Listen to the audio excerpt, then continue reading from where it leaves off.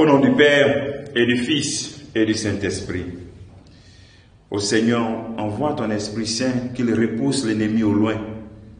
Donne-nous la paix sans retard.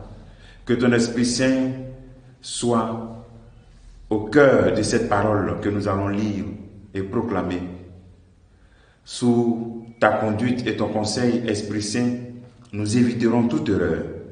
Ô Seigneur, envoie ton Esprit et tout sera créé et tu renouvelleras la face de la terre. Bien-aimés dans le Christ, en ce mercredi 27 octobre, la parole de Dieu qui est proposée à notre méditation par notre Mère Église, extraite de l'évangile de Luc chapitre 13, versets 22 à 30.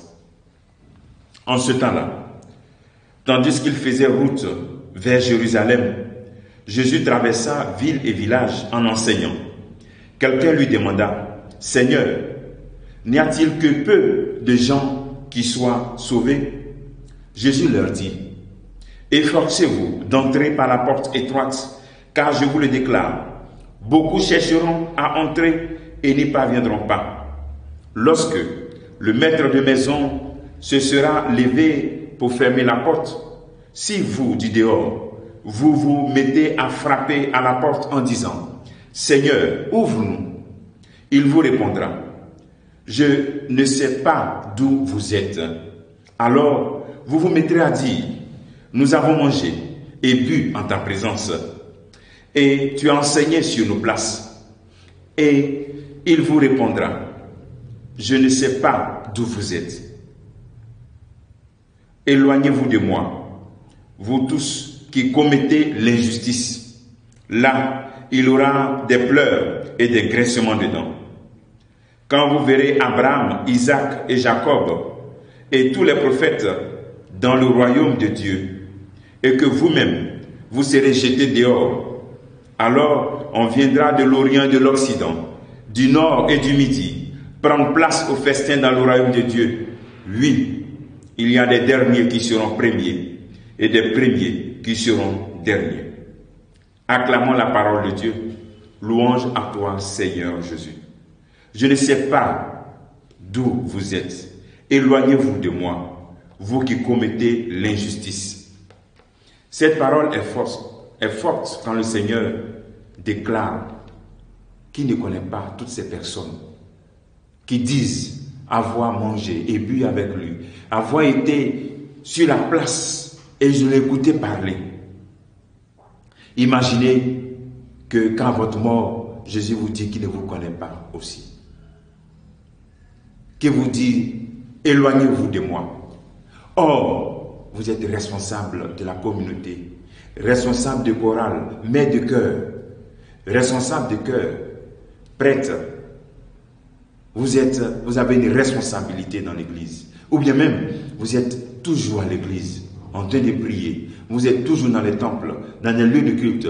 Vous ne manquez jamais. Et le Seigneur, à votre mort, vous dit, je ne vous connais pas. Cette parole de Dieu nous invite à faire un pas, à dépasser la familiarité pour arriver à l'intimité. Être présent dans l'église, être présent avec le Christ, travailler pour lui. Cela n'est pas une garantie de notre salut. On peut travailler pour Dieu, on peut même profiter de Dieu en travaillant pour lui. Mais cela n'est pas garanti pour notre salut. C'est pour ça que le Seigneur dit, efforcez-vous. Parce que si on ne s'efforce pas pour rentrer par cette porte étroite, pour faire le passage de la familiarité à l'intimité, parce que quand on est intime, on fait ce qu'on nous dit de faire. Nous n'allons pas, il va nous dire qu'il ne nous connaît pas. Si on ne fait pas ce passage, efforcez-vous pour maintenir cette tension, de passer la familiarité à l'intimité. Cet évangile que tu viens d'écouter, ça a été écouté peut-être plusieurs fois, tu as déjà entendu cette parole. Donc, efforçons-nous pour ne pas que le Seigneur puisse nous dire qu'il ne nous connaît pas. Il faut passer donc de cette familiarité à faire chaque jour des efforts pour une intimité. L'intimité qui nous pousse à nous identifier au Christ. Efforcez-vous. C'est seulement en nous efforçant que Jésus va nous dire qu'il nous connaît. Sans effort de chaque jour, pour nous repentir, pour nous approcher de Jésus-Christ, pour chercher à le ressembler, il ne nous connaîtra pas. C'est uniquement à cette condition qu'il va nous connaître. Demandons au Seigneur cette grâce, que chacune de nos journées soit vraiment des efforts, sans nous décourager, pour nous rapprocher, pour chercher à ressembler davantage, pour nous identifier au Christ. Aujourd'hui, le travail que tu peux faire, c'est de poser cette question.